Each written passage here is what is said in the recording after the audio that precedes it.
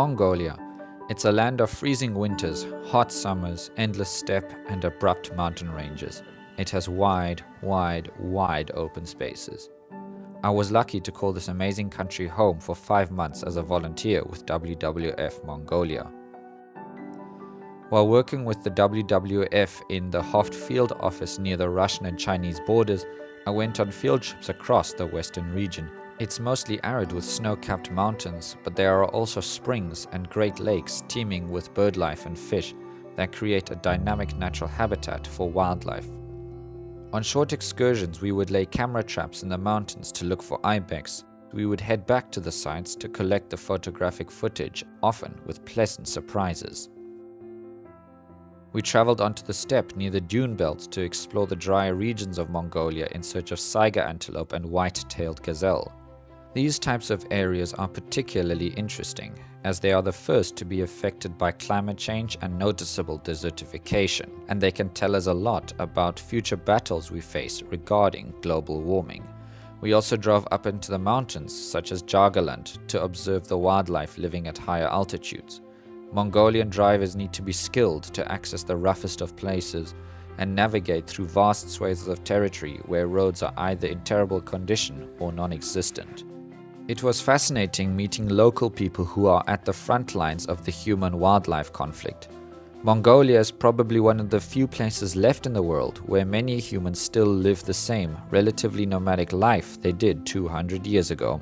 This herder shared his perspective on defending his livestock in prime snow leopard and wolf country. When I go into the pasture, the snow leopard comes and we are friends. Because I lived in the snow leopard territory and the snow leopard also lives in my territory. I saw Mongolian saiga, one of the most critically endangered antelopes in the world. Witnessing the newly born calves was something to treasure, considering how precarious the species' current status is and their unstable population. The snow leopard, the flagship animal of the WWF program in Mongolia, is without doubt a magnificent creature. The camera traps WWF set in the remotest part of the country caught them in their natural habitat. Of course, monitoring snow leopards is difficult and even with modern technology requires a lot of patience and luck. One of the biggest joys was working with WWF's network of eco-clubs. We traveled for hours on end to remote camps in western and eastern Mongolia to learn about nature conservation, living responsibly, and celebrating Mongolian culture.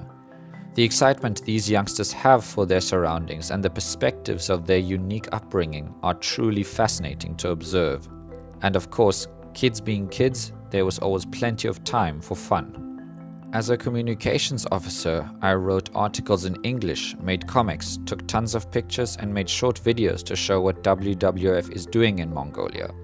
It was a great opportunity to produce material creatively in a region that even today is still fairly unknown, and it seemed we were always breaking new ground, whether it was filming unusual sequences with a drone or hashing out a fantasy comic book for children. But more than the unbelievable things I saw or did, it was simply the everyday opportunity of waking up in an incredibly unusual country. It was meeting interesting people who had stopped by in Hoft, working with my colleagues even though we could barely understand each other, tasting strange food, sleeping in a ger as a matter of habit, and drinking lots of tsutsetse that stick with me.